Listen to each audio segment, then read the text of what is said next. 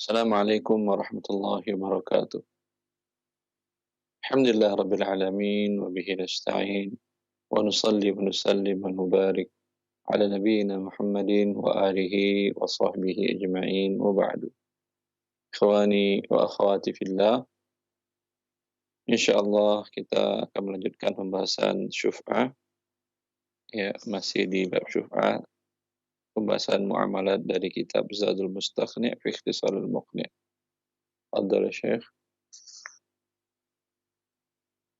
تعالى ويحرم التحيل لإسقاطها وتثبت لشريك في أرض تجب قسمتها, dan haram melakukan muslihat, tipe muslihat di isqatiha, untuk menggugurkannya, dan akad syuf'ah berlaku bagi mitra syirkah pada tanah yang wajib untuk dibagi. Naam. Isqatiha, dan haram melakukan tipu muslihat untuk menggugurkan akad syuf'ah. Akad syuf'ah kan seperti yang kita jelaskan pada awal, bahwasanya hanya ada pada akad muawadhah, pada akad jual beli. Maka bila salah satu mereka membuat hilah itu perbuatan yang dilakukan untuk melanggar, untuk menghalalkan yang haram. Yang haram itu tetap masih haram, tetapi karena perbuatan mereka, tindakan tersebut mereka pikir bahwa itu sudah menjadi halal. Dalam masalah syuf'ah umpamanya, dia si A dan Ahmad dengan Abdullah bersyarikat dalam tanah 50%, 50%. Ya. Kemudian Abdullah menjual sahamnya 50% tadi kepada umpamanya Mahmud. Berarti sekarang Ahmad memiliki hak syuf'ah kepada Mahmud. Setelah Ahmad tahu bahwa Mahmud yang membeli, dia datang kepada Mahmud. Mahmud, ya, saya ada hak syuf'ah dalam hal ini, maka otomatis saya ambil dengan saya bayar berapa yang kamu beli dari si Abdullah. Berapa kau beli, kata dia. Dia mengatakan, saya beli ini 10 miliar. Dia yang bohong. Padahal sebetulnya dia beli cuma 1 miliar. Lalu si Ahmad berpikir, wah, kalau 10 miliar ngapain saya beli? Ini mahal sekali. Ya, sehingga si Ahmad gugur hak syuf'ahnya, dia tidak mau mengambil hak syuf'ah. Maka ini hukumnya haram, karena perbuatan dia ini, ya, menyebabkan Ahmad tidak bisa mendapatkan hak syuf'ahnya. Atau si Mahmud tadi mengatakan, enggak, saya enggak beli kok, ini si Abdullah menghibahkan sahamnya kepada saya. Ya, seperti itu. Sehingga dengan hibah, si Ahmad tidak bisa mengambil hak syuf'ah, dan perbuatan ini adalah perbuatan yang haram. Fadhal akhi, terus.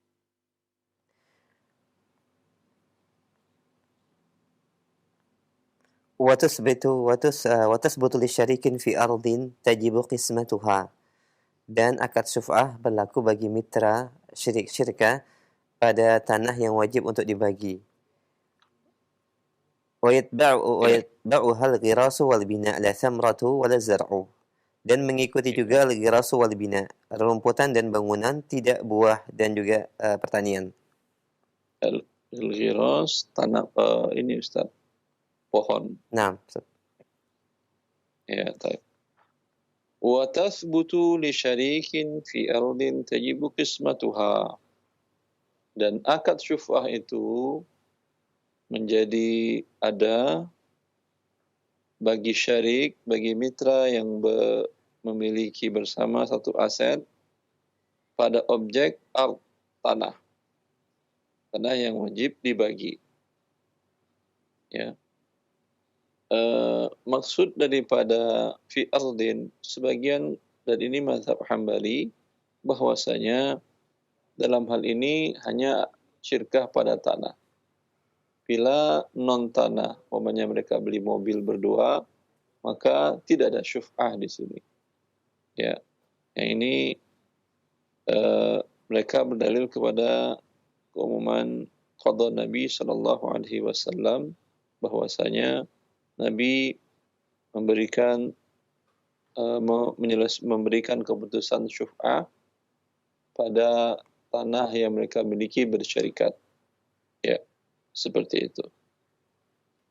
Akan tetapi sebagian para ulama, dan ini mazhab yang kuat, bahwa syirkah ini karena untuk agar tidak termudaratkan salah satu pihak yang memiliki hak di sana, maka dia tidak khusus hanya untuk tanah saja, masuk juga seperti tadi kita contohkan adalah mobil mereka beli berdua, ya.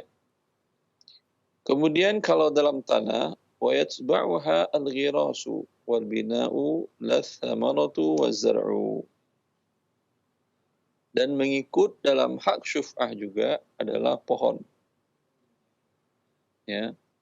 Umpamanya tanah mereka pinjam ke pihak lain. Tetapi mereka atau tanah mereka sewa selama 20 tahun. Kemudian Ahmad dengan Abdullah tadi bersyirkah menanam pohon kayu manis atau pohon pala umpamanya, ya, atau pohon jati yang panennya umpamanya setelah sekian tahun, anggap 10 tahun umpamanya. Baru berjalan 3 tahun, Abdullah menjual sahamnya kepada Mahmud. Kata dia, Mahmud, kata dia, itu saya bersyirkah pohon jati dengan si Ahmad sebanyak 50%, saya jual dah ke kamu. Ada sebanyak 100 pohon. Saham saya nilainya sekarang sekitar 10 miliar, saya jual ke kamu 3 miliar aja 50%-nya. Ya, itu lebih murah. Ya, umpamanya. Maka al-ghiras, yang pohon tadi juga mengikut kepada kepada objek yang bisa disyuf'ahkan. Ini termasuk yang bisa dilakukan syuf'ah. Wal bina, dan bangunan. Seperti umpamanya tanah di Mekah, itu kan tidak bisa dimiliki menurut mazhab Syafi'iyah. Menurut mazhab Hanabilah. Ini bisa digunakan hak pakai. Tidak bisa menjadi sertifikat hak milik. Mereka bikin hotel berdua. Bikin gedung untuk disewa-sewakan menjadi hotel. Ya. Ini juga bisa diambil syuf'ah. La samaratu waz-zar'u. Tidak buah dan tanaman palawija. Ini antara Ahmad dengan Abdullah, mereka membeli buah. Buahnya sudah matang. Kalau belum matang kan tidak boleh dibeli. Ahmad dan Abdullah membeli buah mangga. Ada 100 pohon mangga. Kemudian sudah matang beberapa biji di 100 pohon tadi. Kemudian ini sudah boleh mereka beli. Abdullah dan Ahmad membeli kepada pemilik pohon tadi. Yang dibelinya bukan pohon tetapi adalah buah. Mereka perkirakan, lalu harganya umpamanya senilai 50 juta. Mereka bayar 50 juta. Lalu hari ketiga dari itu, si Abdullah Abdullah menjual sahamnya sebanyak 50% tadi kepada si Mahmud. Dia mengatakan, "Mahmud, itu saya beli berdua buah buah mangga dengan Ahmad. Ya, kemarin kami beli sih sekitar 3 minggu yang lalu. Ya, kami beli, maaf, berapa hari tadi? 4 hari yang lalu. 4 hari yang lalu kami beli dengan harga 10 juta. Sekarang harganya sudah naik tentu. Ya, kalau kamu mau, saya jual kepada kamu 6 juta saham saya tadi." Ya. Kalau menurut mu'allif, la tsamaratu ini tidak boleh disyuf'ahkan. Ternyata Ahmad tahu bahwa Abdullah menjual sahamnya kepada Mahmud. Dan Mahmud ikut memanen besoknya. Kata Ahmad, "Mahmud, ngapain kau ikut manen di sini?" Dia mengatakan, "Saya sudah beli saham si Abdullah di sini." "Berapa kau beli?" 6 juta. Kata Ahmad, "Nih 6 juta ambil, semuanya menjadi milikku sampai selesai." Ya, seperti itu. Tidak buah dan tidak juga tanaman palawija. Ahmad dan Mahmud membeli padi. Yang padi itu boleh dibeli ketika ketika sudah mengeras. Anda pencet padi tadi, kalau sudah keras krek, tidak lembek lagi, tidak air, itu sudah boleh diperjualbelikan dalam pembahasan bai'ul usul was simar, jual beli aset dan jual beli buah-buahan. Sudah boleh dijual belikan. Dibeli oleh mereka berdua, oleh Ahmad dan Abdullah. 1 hektar tadi mereka beli dengan harga umpamanya 10 juta rupiah. 50%, 5 juta Ahmad, 5%, 5 juta lagi Abdullah. Kemudian Abdullah menjual sahamnya setelah beberapa hari, menjual sahamnya kepada Mahmud dengan harga umpamanya seperti tadi 6 juta. Maka dalam hal ini juga tidak ada syuf'ah. Ketika Ahmad tahu, Ahmad tidak bisa melakukan syuf'ah pada objek buah-buahan dan tanaman palawija tadi. Masih Syekh? Rahimahullahu ta'ala, فلا شفعة لجار وهي على الفور وقت علمه فإن لم يطلبها إذن بالعذر بطلت. Tidak ada hak syuf'ah bagi tetangga, dan akad syuf'ah disegerakan pada saat waktu diketahuinya. Apabila dia tidak meminta hak syuf'ah tanpa udzur, maka batallah syuf'ah. Nah. Di sini mu'allif menjelaskan, dan ini mazhab Hambali, fala syuf'ata li jarin. Tidak ada akad syuf'ah untuk tetangga. Anda membeli rumah di perumahan, bertetangga dengan, alhamdulillah, samping Anda muslim yang baik, ya, nyaman Anda dengan dia. Setiap hari Anda dengar dari samping rumah Anda tilawah Quran, dan tidak ada kata-kata kotor yang Anda dengar, musik pun tidak ada di rumahnya, seperti sebagian kaum muslimin yang terfitnah dengan hal ini. Enak bertetangga dengan dia. Kalau bertemu pun saling sapa, pokoknya nyaman lah. Ya. Tahu-tahu tetangga Anda tadi menjual tanpa memberitahukan kepada Anda, dia jual rumah dan tanahnya pada orang lain. Apakah Anda bisa melakukan hak syuf'ah? Ya, mu'allif di sini mengatakan tidak, dan ini mazhab Hambali. Sebagian para ulama mengatakan tetap ada syuf'ah di sini. Al-jaru ahaqqu bisaqabihi, di mana tetangga juga berhak mendapatkan hak syuf'ahnya. Kembali kepada illatnya, hikmahnya itu disyariatkan untuk menolak mudarat. Dengan yang punya dahulu, Abdullah yang punya umpamanya, anak enak bertetangga dengan dia seperti tadi nyamannya. Sekarang yang masuk orang lain, Muslim juga, ya, ya namanya macam-macam umpamanya, ya, tapi habis subuh udah dia nyetel televisi atau nyetel radio atau nyetel tip dengan musik yang kencang, ya terganggu Anda. Ya, belum lagi sering dengan kata-kata kotor dari rumah tersebut. Ya, terganggu Anda, lalu dengan demikian maka dalam hal ini, walaupun dalam hadis tadi tidak disebutkan untuk tetangga, karena fi ardin lam tuqsam, pada tanah yang belum dibagi. Fa iza wudi'atil hududu wat turuqu fala syuf'ata. Dan apabila telah dibagi tidak ada syuf'ah. Ya, akan tetapi pendapat sebagian ulama yang mengatakan bahwa ilatnya adalah mudarat, dan ada hadis yang lain diriwayatkan Rasulullah bahwa al-jar juga dapat melakukan syuf'ah, maka ini boleh. Dia mengatakan, mohon maaf, umpamanya nama yang tetangga yang baru ini Pak Ali umpamanya. Dia mengatakan, Pak Ali, mohon maaf sekali, ya,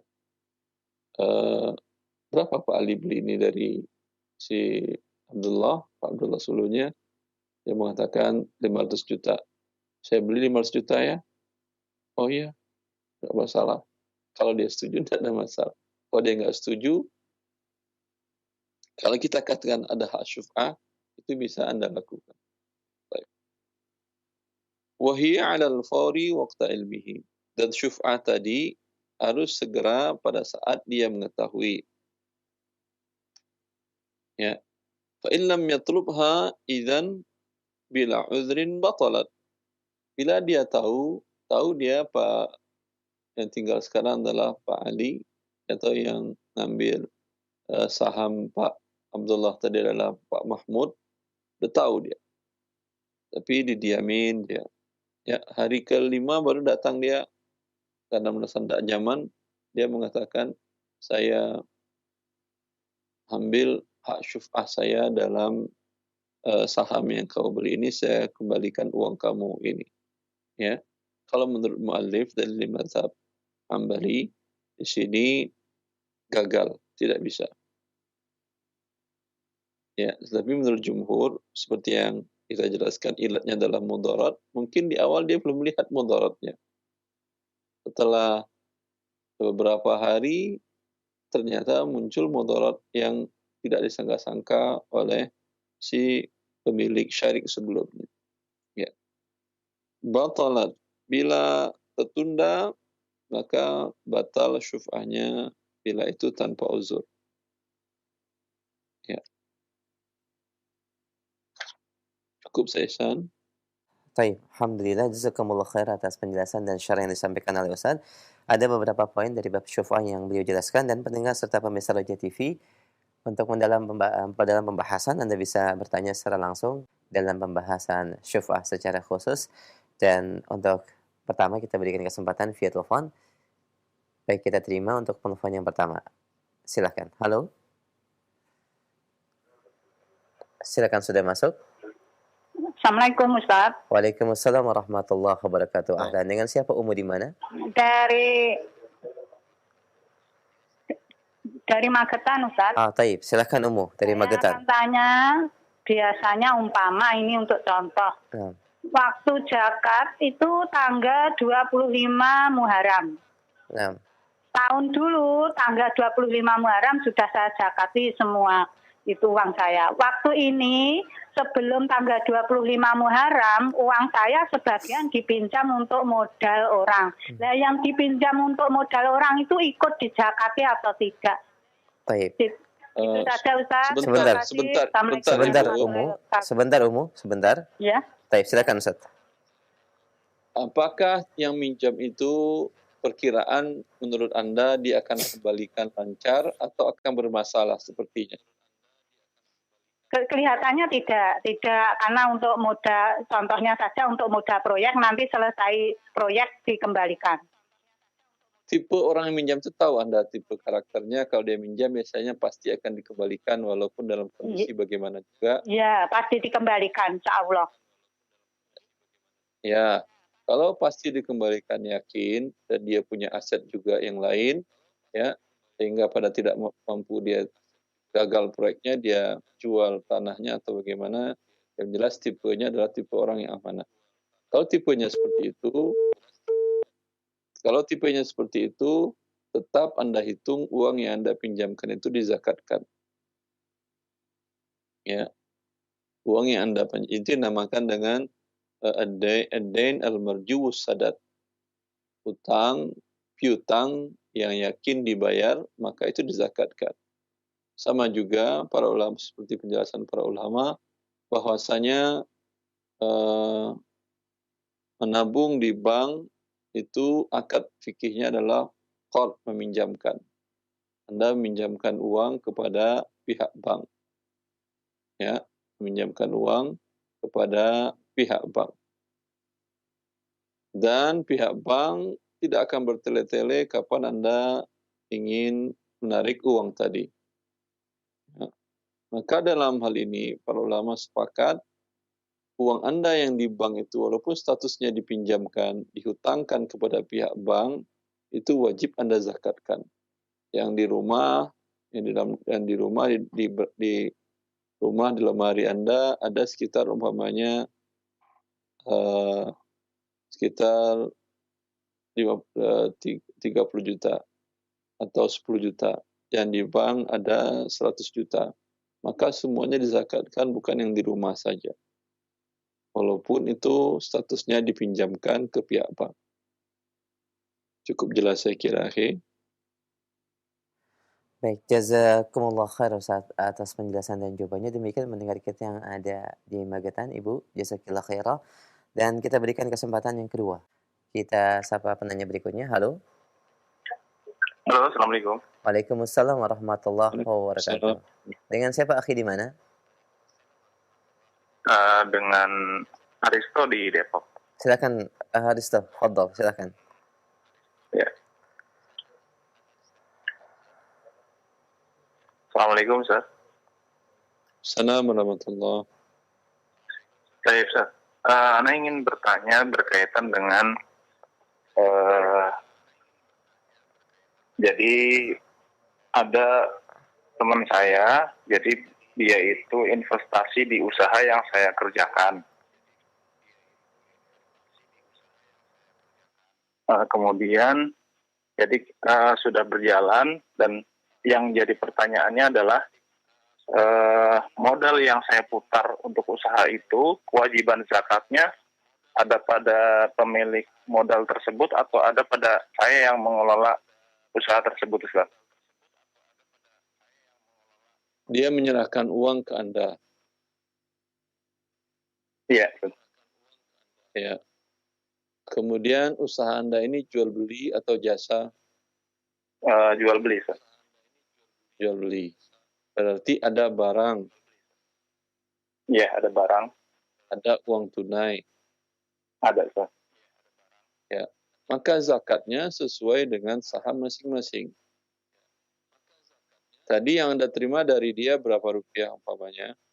Umpamanya berapa? Kalau untuk uang usahanya itu 100% dari pemodal tersebut, Ustaz. Berarti usaha 100% dari modal dia. Anda tidak ada. Yeah. Tapi tadi kata Anda ada usaha. Gimana, Ustaz? Saya dengar dari awal penjelasan Anda punya usaha. Iya. Berarti sudah berjalan. Sudah berjalan, Ustaz. Sebelum dia menyerahkan uang.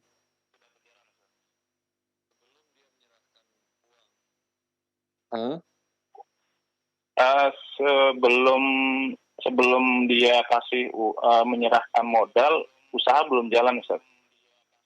Belum ada juga. Belum ada usaha, cuman setelah dia kasih uang, baru Anda bergerak terus melakukan usaha, begitu?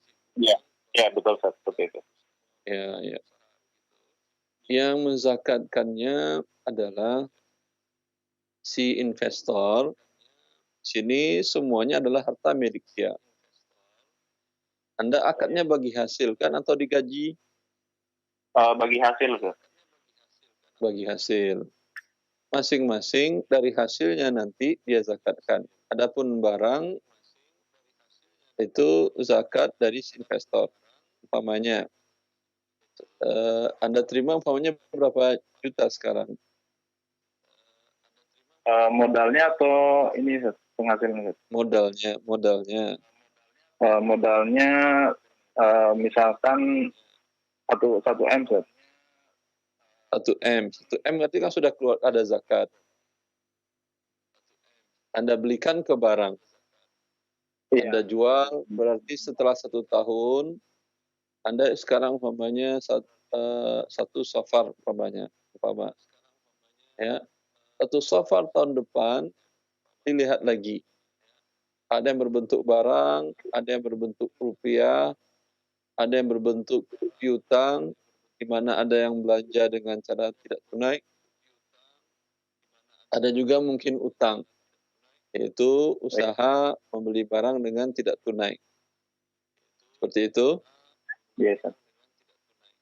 Maka si pemilik mengeluarkan zakat dari hal-hal tersebut.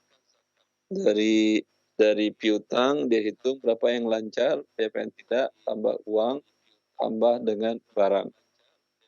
Kemudian hasilnya dikurangi dengan hutang yang sudah jatuh tempo. Ya. Kemudian dia zakatkan. Jelas? Baik, jelas. Anda tidak ada zakat. Kecuali dari bagian Anda.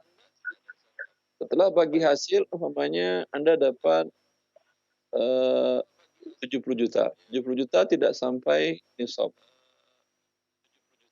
Ya, maka tidak ada zakat Anda. Iya, baik. Cukup, akhi? Baik. Nah, alhamdulillah. Wa iyyak wa jazakallah khair, barakallahu fiik. Dan ya jazakallah khair atas pertanyaannya dan demikian jawaban Ustaz, semoga bermanfaat. Kita berikan kesempatan yang ketiga. Kita angkat kembali. Halo. Halo. Iya, ahlan. Silakan, Pak. Assalamualaikum. Waalaikumsalam. Dengan siapa di mana, Pak? Dengan Ucu di Bekasi. Silakan, Pak Uci. Iya. Silakan pertanyaannya. Pertanyaannya begini, Ustaz. Kami rencana mau buka lahan untuk perumahan. Nah.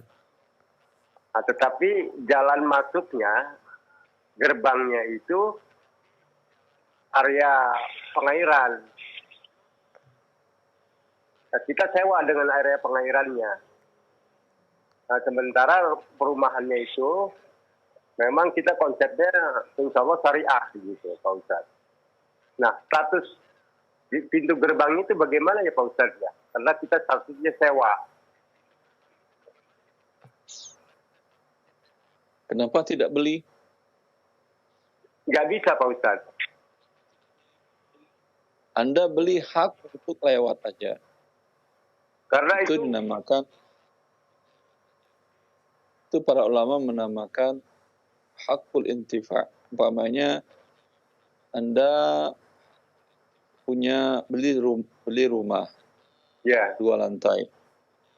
Di sampingnya ada rumah 1 lantai. Kemudian Anda punya rezeki lagi, beli rumah lagi, di sampingnya rumah yang 1 lantai tadi juga 2 lantai. Jelas? Ya. Dan Anda rencananya itu untuk orang tua atau untuk anak, ya, agar Anda tidak repot harus turun ke bawah dulu, ya. Anda ingin menyambungkan dari lantai 3 ke lantai 3 bersambung. Paham? Anda ingin bangun di atasnya, kan harus melewati rumah tetangga yang 1 lantai tadi. Ya. Ya. Anda bisa beli itu hak. Oh. Anda katakan kepada dia, saya beli langit kamu. Secara fikih boleh. Kalau dia setuju boleh. Walaupun sertifikatnya mungkin nggak tahu saya gimana cara buatinnya. Tapi secara syar'i boleh. Maka Karena itu menjadi hak Anda, kalau yang lantai 1 ini dijual ke orang lain, dia harus mengatakan, saya sudah jual yang di atas itu. Kalau kalian ingin bangun lebih dari itu, belilah kepada si pemilik rumah kiri dan kanan saya. Jelas? Rumah kiri dan kanan saya. Iya. Karena jalan satu-satunya itu hanya itu aja Pak Ustadz. Karena jalan. Iya, Anda beli hak jalan sehingga bukan sewa. Karena kalau sewa kan ada berbatas waktu. Habis waktunya nanti orang perumahan lewat mana lagi? Iya. Tapi kalau beli mereka nggak punya hak untuk menghalangi Anda, orang-orang yang ada di dalam klaster itu, dalam perumahan itu untuk memakainya. Karena hak mereka sudah.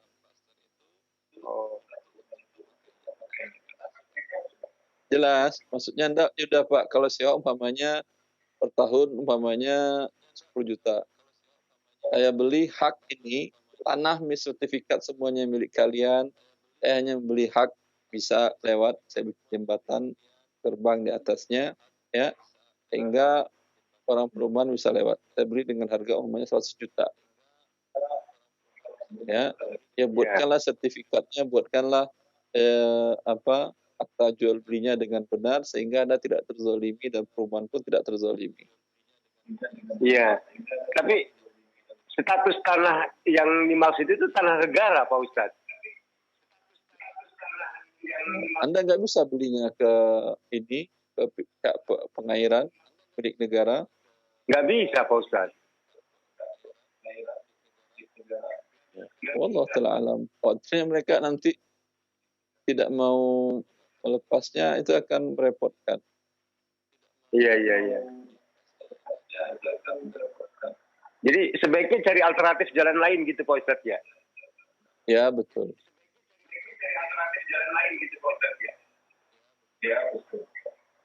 Iya. Cukup Pak Ustadz, terima kasih banyak. Alhamdulillah, baik. Jazakumullah khair Pak Uci, barakallahu fiik. Baik, kita berikan kesempatan masih via telepon. Silakan bagi pendengar dan pemirsa Roja TV yang ingin bertanya dan memiliki pertanyaan dalam bab muamalah, kita berikan kesempatan untuk penelpon berikutnya. Silakan. Halo. Iya, sudah masuk, silakan. Silakan, akhi.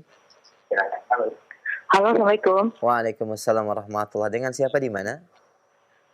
Di Bekasi. Silakan, Ibu. Silakan pertanyaannya. Begini Ustaz, waktu itu waktu lagi hamil anak pertama itu pakai asuransi swasta. Pada saat itu asuransi swasta itu pada saat berobat itu setiap pengambilan obat selalu memasukkan bedak minyak kayu putih gitulah. Apakah itu kategorinya termasuk korupsi? Seandainya iya,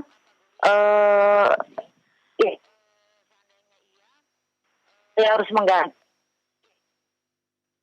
Ya, saya mau tobat nih gitu, maksudnya udah tidak akan mau mengulangi dan itu udah memang udah nggak keulang, hanya itu aja waktu itu gitu Ustaz. Pertanyaannya tidak jelas ya, Bu. Ibu ketika hamil anak pertama itu menggunakan asuransi yang swasta.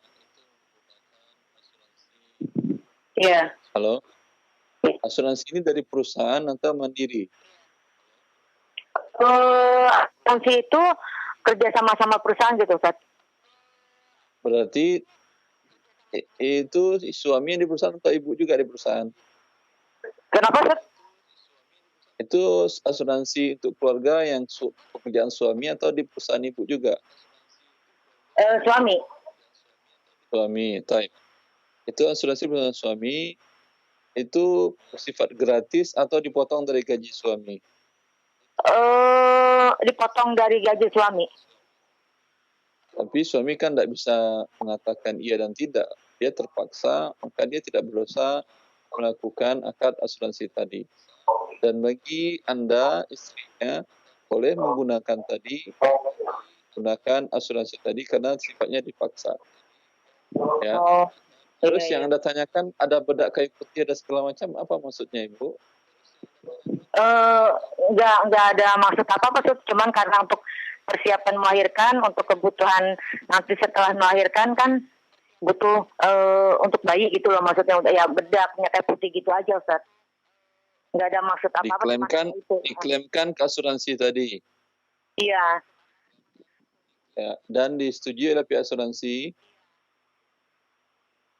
Kalau asuransi kan nggak tahu Ustaz. Ya udah, alhamdulillah. Kalau memang klaimnya disetujui, ya nggak ada masalah insya Allah. Oh, iya. Iya. Ya udah Ustaz, itu aja. Makasih Ustaz. Assalamualaikum. Ya, Waalaikumsalam warahmatullahi wabarakatuh. Jazakillah khair pada umum yang bertanya. Barakallahu fiik. Masih kita terima pertanyaan via telepon. Kita sapa penanya berikutnya. Baik, silakan. Halo. Halo, Assalamualaikum. Waalaikumsalam warahmatullahi wabarakatuh. Ahlan. Dengan siapa Bapak di mana? Dengan Haji Herman ini di Sulawesi Tenggara, Ustaz. Baik, Masya Allah Pak Haji Herman. Silakan pertanyaannya. Kalau menggadai sawah itu bagaimana itu hukumnya, Ustaz? Bapak yang meminjamkan uang atau yang minjam uang? Enggak. Misalnya ini sawah toh, kita kasih uang, langsung kita tunggu hasil, begitu dikasih hasil. Bentar. Tapi orang pinjam uang ke Bapak. Iya, tapi nanti kalau panen tadi dikasih ke uang, tadi. Saya pahami dulu ya Bapak, nanti mana yang kurang, nanti Bapak ini perbaiki. Iya. Orang butuh uang, ada orang butuh uang. Datang dia ke Bapak. Iya. Dia mengatakan, Pak, saya pinjam uang dong 10 juta. Iya. Jaminannya sawah saya yang ini sertifikatnya ada. Ya, seperti itu Pak. Iya. Ya, lalu Bapak serahkan uang 10 juta kepada dia dan sertifikatnya Bapak pegang. Iya, dipegang. Kadang juga enggak. Kadang enggak. Tapi nanti hasil sawahnya bagaimana? Kalau misalnya panen, dapat misalnya 30.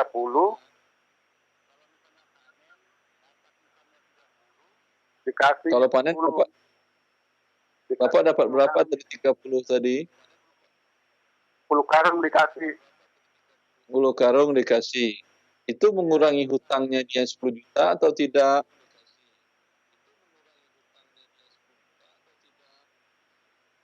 Iya, begitu. Nanti tapi hutangnya ada waktunya. Kapan misalnya waktu 1 tahun dikasih kembali uang. Uangnya dikembalikan penuh 10 juta atau berkurang dengan hasil sawah tadi? Iya, penuh. Kalau penuh tidak boleh Bapak. Karena berarti uang 10 juta, pinjam 10 juta, dikembalikan 10 juta lebih. Apa kelebihannya? Yaitu hasil sawah yang panen tadi. Kalau hasil sawah panen tadi sama dengan nilai umpamanya yang 10 karung, sama dengan umpamanya 500.000, berarti bertambah utangnya dengan 500.000 pada pengembalian. Ini dinamakan dengan riba. Ya, kecuali Bapak ambil padinya, kemudian Bapak hitung berapa nilai harga realnya, kemudian Bapak katakan ini pembayaran sebagian utang yang kamu pinjam. Ini kita hitung berapa, tanyakan ke pasar sekarang harga padi sekian per karung. Lalu Anda katakan berarti Bapak sudah bayar sebanyak 500.000, tinggal hutang Anda 9.500.000. Seperti itu boleh. Jelas?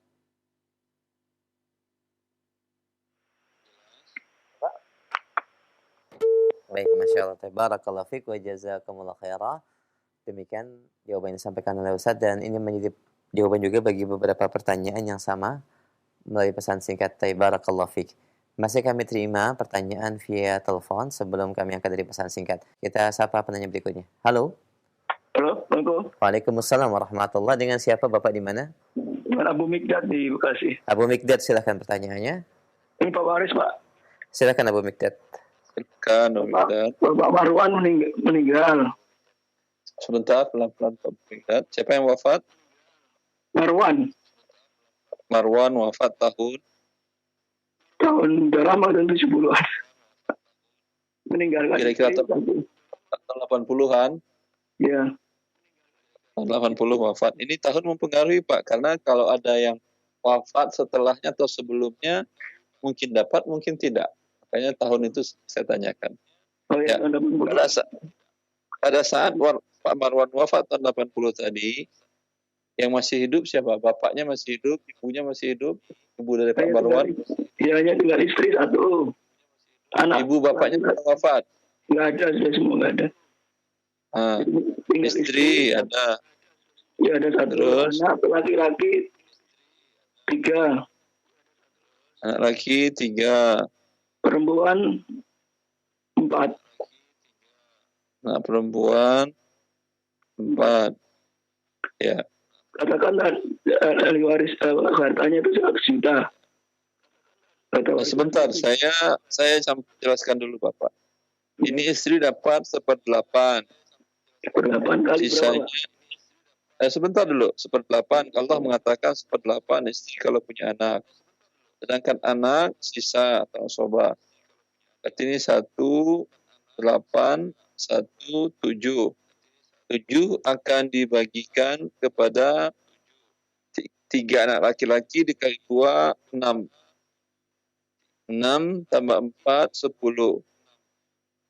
7 dibagi 10, ada pecahan, tak bisa. Biar gampangnya, dikali 8 menjadi 80. Istri mendapat 10/80. Anak laki-laki masing-masing dapat 7 kali 2, 14.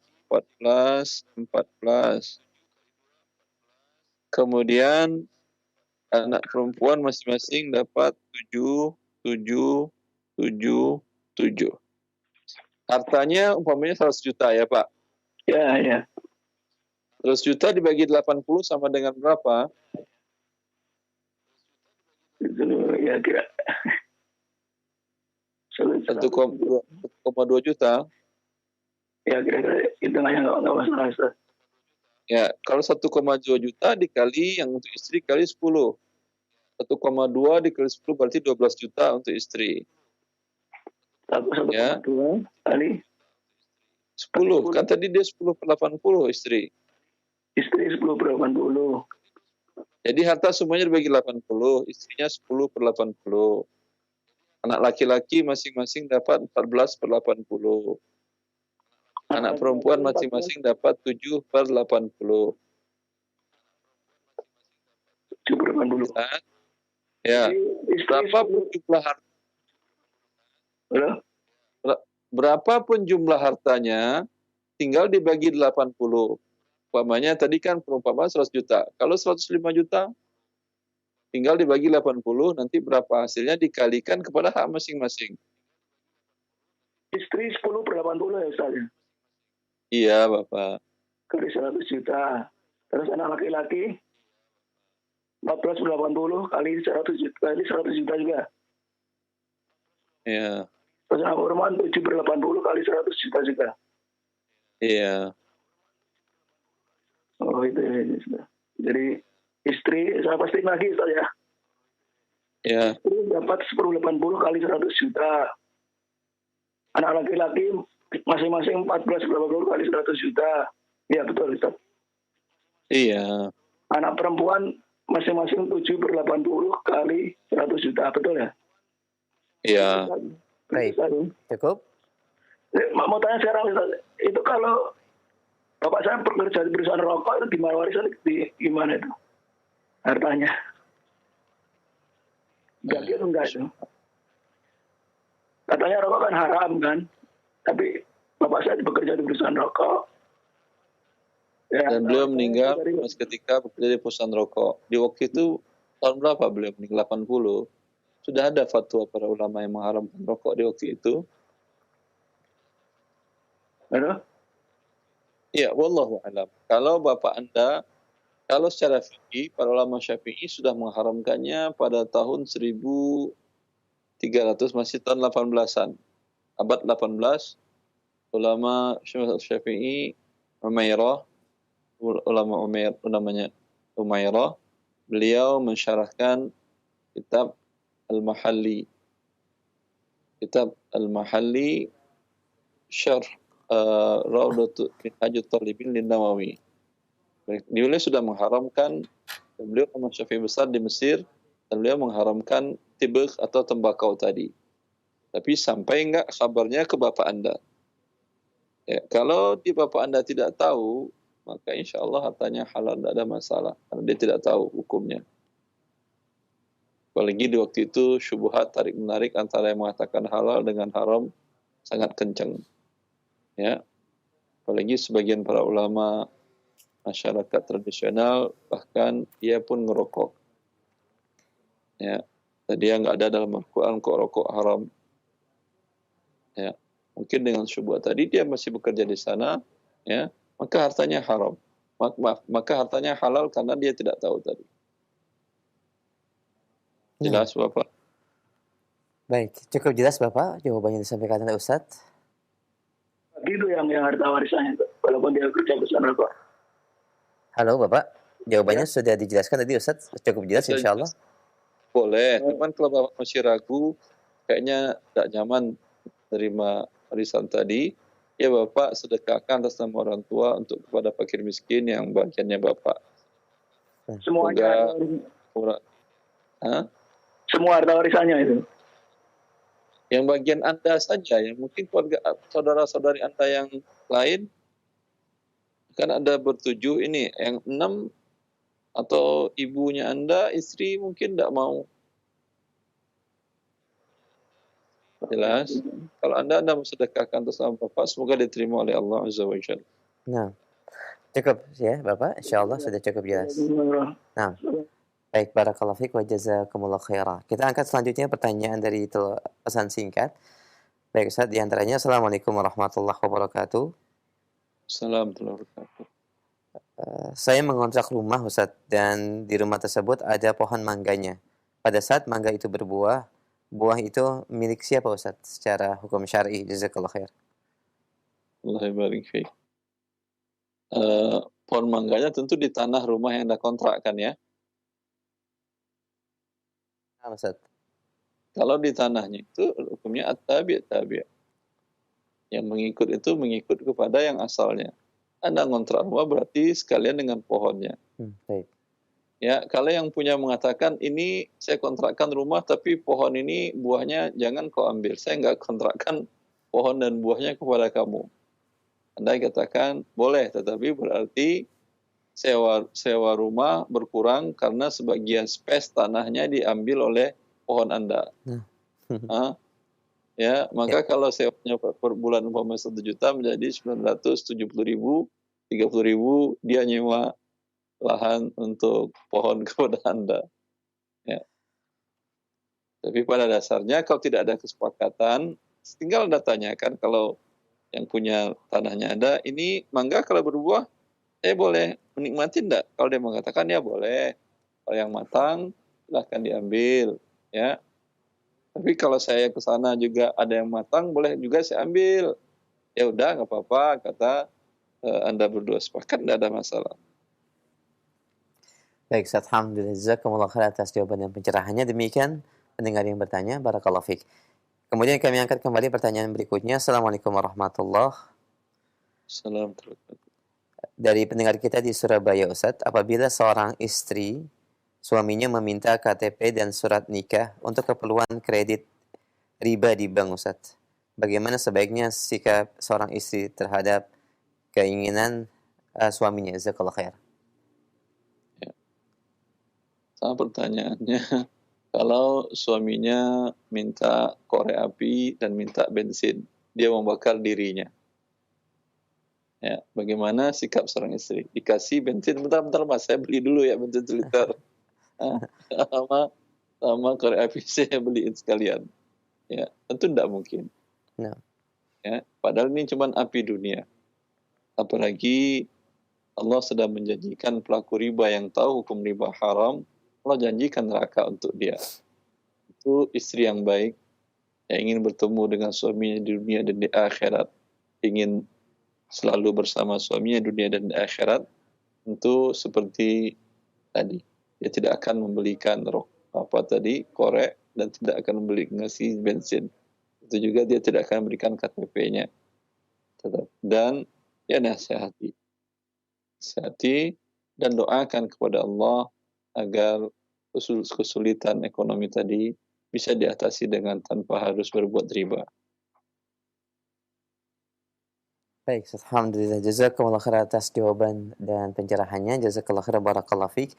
Kemudian kami angkat kembali pertanyaan berikutnya masih dari pesan singkat. Assalamualaikum warahmatullahi wabarakatuh.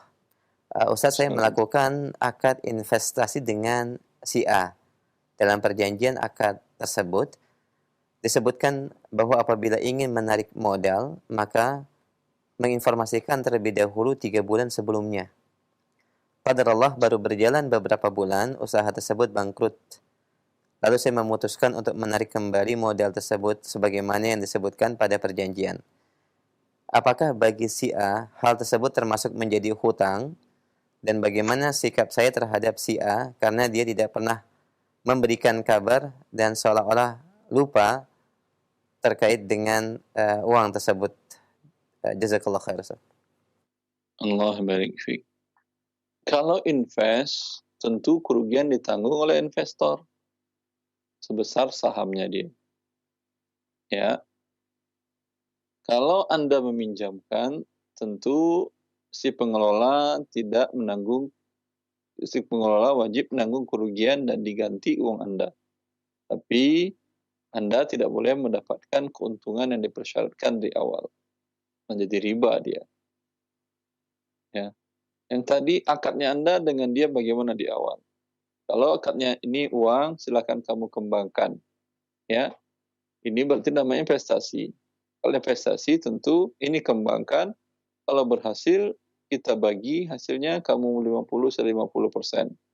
Kalau rugi, berarti tanggung rugi berdua. Bagaimana tanggung rugi berdua? Anda sebagai pemilik modal, uang Anda akan berkurang. Sedangkan dia sebagai pengelola, selama sekian waktu dia mengelola, dia tidak dapat uang 1 sen pun dari hasil tersebut. Karena dia tidak boleh mengambil uang itu, uang investasi tadi, kecuali setelah ada labanya. Itu kerugiannya. Ditanggung oleh si pengelola.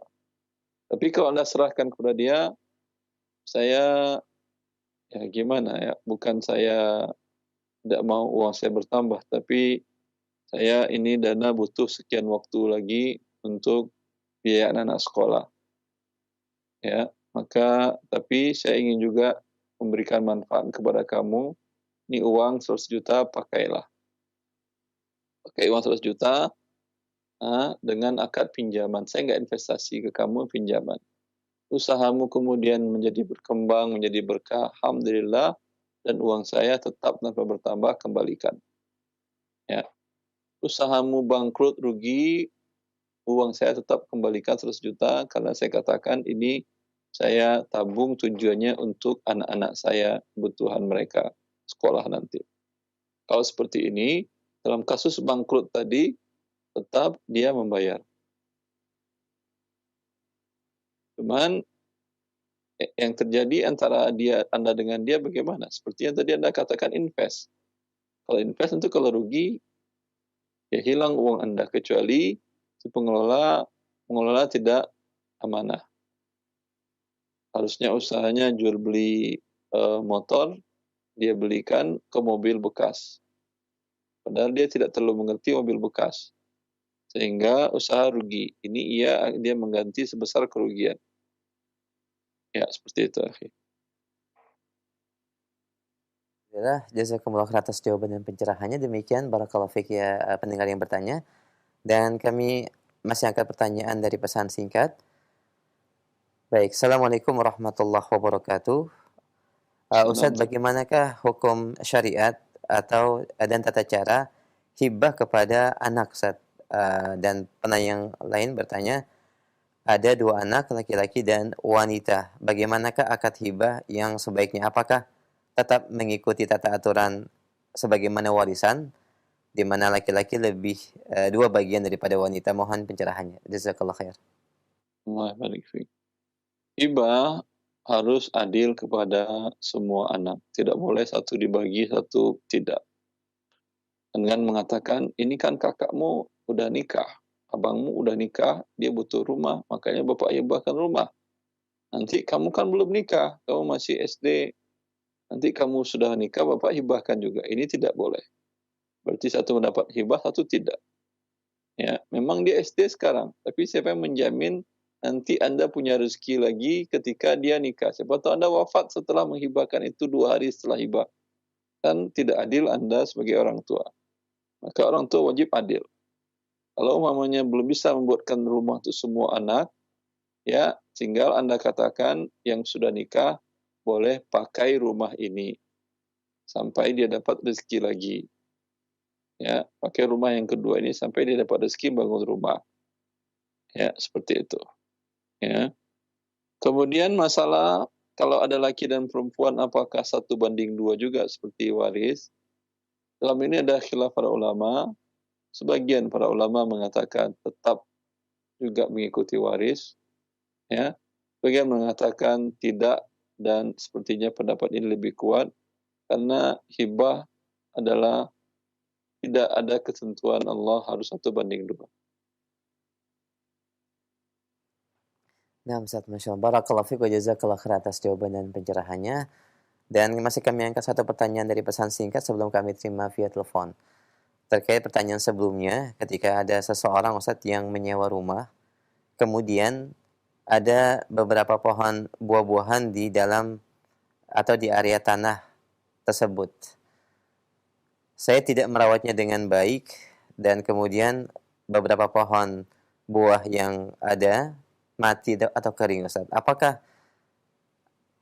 kerugian yang diterima oleh pemilik rumah menjadi tanggung jawab saya, atau apakah itu tetap dikembalikan kepada pemilik tanpa harus ada tanggung jawab dari saya sebagai penyewa rumahnya? Jazakallah khair. Allah barik fiik. Kalau tadi berbuah, sekarang mati. Kalau mati bagaimana? Baik. Anda lihat, kalau matinya akibat kelalaian Anda, ya sama sekali kalau pertanyaan tadi sepertinya kelalaian dia. Dia tidak mengacuhkan. Ini sebuah perbuatan seorang muslim tidak bagus melakukannya. Walaupun harta ini bukan harta Anda. Anda kalau tidak punya waktu untuk merawatnya, Anda sampaikanlah kepada pemilik tanah. Pak, saya nyewa tanah. Ada pohon itu, saya nggak bisa ada waktu ngerawat. Saya sibuk karena suami kerja, saya pun kerja. Ya, kalau Bapak nggak ngerawat, dia mati, saya nggak tanggung jawab. Ya, kalau Anda mengatakan demikian, selesai urusannya. Ya, kalau tidak Anda katakan demikian, ini ada unsur kelalaian dan ini bagian dari dosa. Kalau pohonnya pohon yang berbuah, yang itu kalau dirawat, kan rawat pohon berbuah, wallahu alam, setahu saya tidak terlalu repot. Paling repot nyapu daunan sampah-sampah yang jatuh aja. Ya, tidak terlalu repot dan dia berguna bagi baik manusia maupun hewan. Rasulullah SAW mengatakan, tidak seorang pun yang menanam pohon kemudian berbuah dan buahnya dimakan oleh manusia dan hewan, melainkan dituliskan baginya sedekah. Anda di depan pohon rumah Anda ada pohon jambu, belakang rumah ada pohon jambu dan sedang berbuah. Anda sedang tidur lelap tengah malam, kelelawar atau codot atau apa datang memakan buah itu. Ya, Anda sedang tidur pun dituliskan Anda bersedekah. Besar manfaatnya. Maka itu termasuk melalaikan, menyia-nyiakan harta. Itu hal yang dibenci oleh Rasulullah SAW. Wa idha'atul mal, itu menyia-nyiakan harta. Kalau Anda tidak mampu merawatnya, Anda sampaikan dari awal, mohon rawat. Atau Anda katakan, saya tidak mampu merawatnya, dan saya suruh orang merawatnya, dan saya potong dari sewa rumah. Ya. Baik, Ustaz. Masya Allah, alhamdulillah, jazakumullah khair atas jawaban dan pencerahannya. Barakallahu fiik.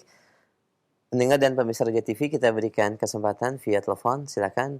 Baik, kita terima penanya berikutnya. Halo. Halo. Silakan. Waalaikumsalam warahmatullahi. Dengan siapa di mana, Bapak? Dengan Bapak Mas Ulun di Cikarang. Silakan Pak Masul, silakan. Assalamualaikum Ustaz. Assalamualaikum warahmatullahi. Melanjutkan tadi masalah yang pertanyaan sebelumnya Ustaz, untuk zakat antara pemodal dengan ini Ustaz Pengelola.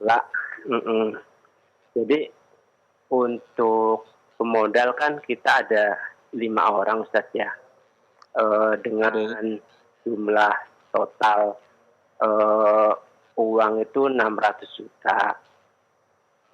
Kita bergerak di bidang jasa Ustaz, bengkel kayak pembuatan alat gitu Ustaz ya. Jadi dari 600 juta itu kita belikan alat-alat sekitar 300 juta. Jadi ada uang tunai 300 juta dengan alat-alat 300 juta. Jadi untuk zakatnya gimana Ustaz ya? Jadi karena saham masing-masing di sini berapa Pak? Dan 600? 120 juta. Masing-masing store 120 juta. Iya, jadi ada 5 orang. Tapi sebentar, 30% berbentuk barang, 30% berbentuk uang tunai. Iya, 50%. Maaf, 50% barang, 50% uang tunai. Iya, betul.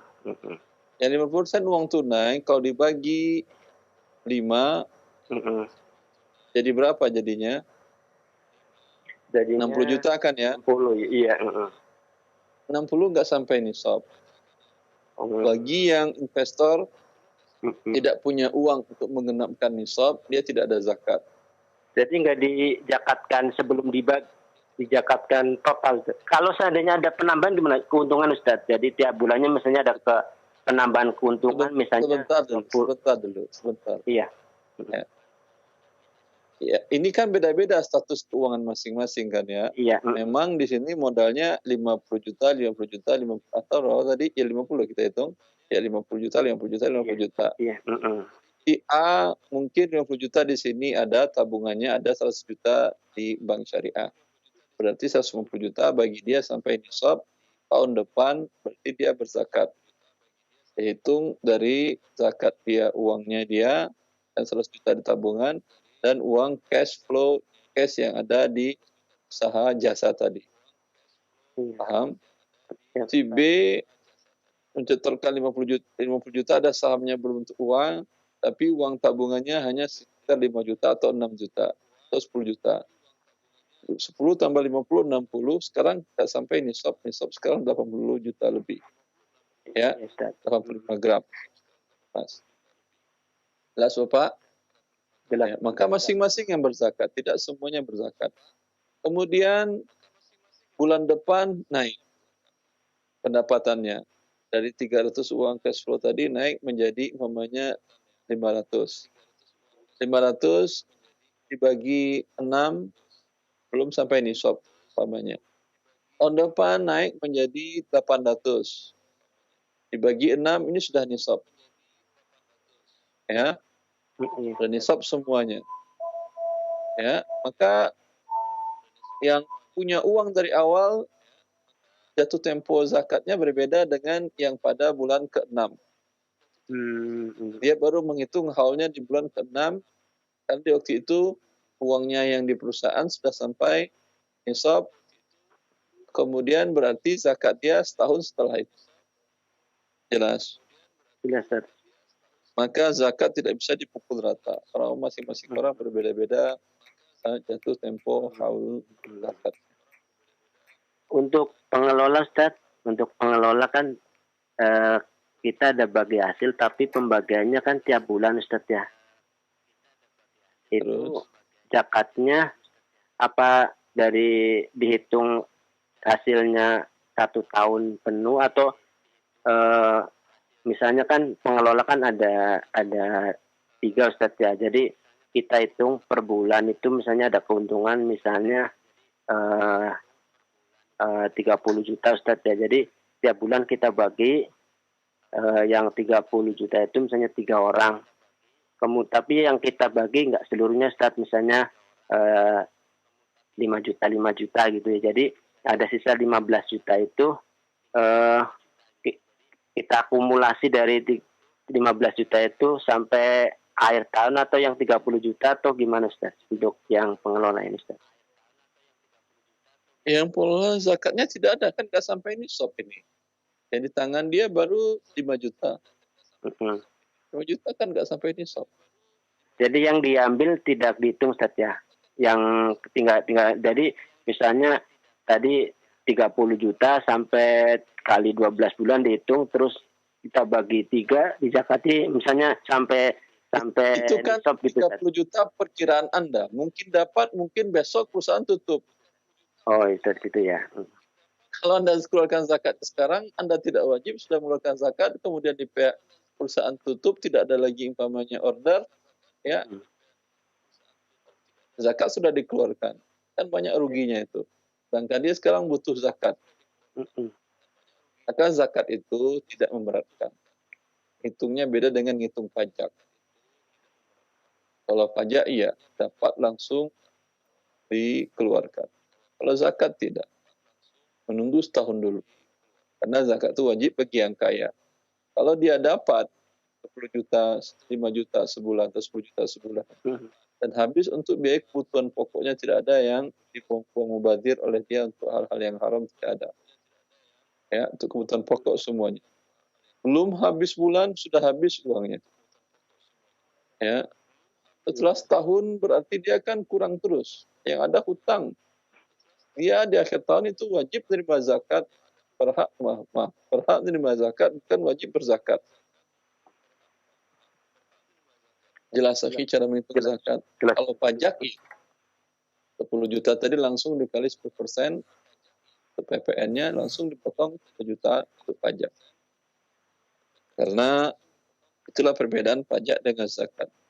Pajak membuat kezaliman, zakat tidak. Kenapa kezaliman datang? Kalau dihitung dari awal, ya, maka tentu dia miskin, kaya akan tidak mendapatkan uang 10% tadi. Tapi kalau dihitung di akhir, setelah kebutuhannya habis 1 tahun, masih tersisa uangnya nisab, ini kaya namanya. Jelas. Jelas Ustaz. Syukran Ustaz. Afwan, taib. Wa iyyakum. Jazakallahu khairan Bapak, barakallahu fik, dan ini semoga menjadi pencerahan bagi antum dan juga rekan-rekan yang bermitra dalam usaha. Barakallahu fik. Dan ini menjadi pertanyaan kami terakhir di kesempatan pagi ini. Sebagai ikhtitam Ustaz dari pembahasan syuf'ah pagi ini, silakan. Iya. Semoga kita kaum muslimin dan muslimat akan selalu lebih mengerti akan syariat Allah Azza wa Jalla, aturan Allah dalam masalah mencari harta.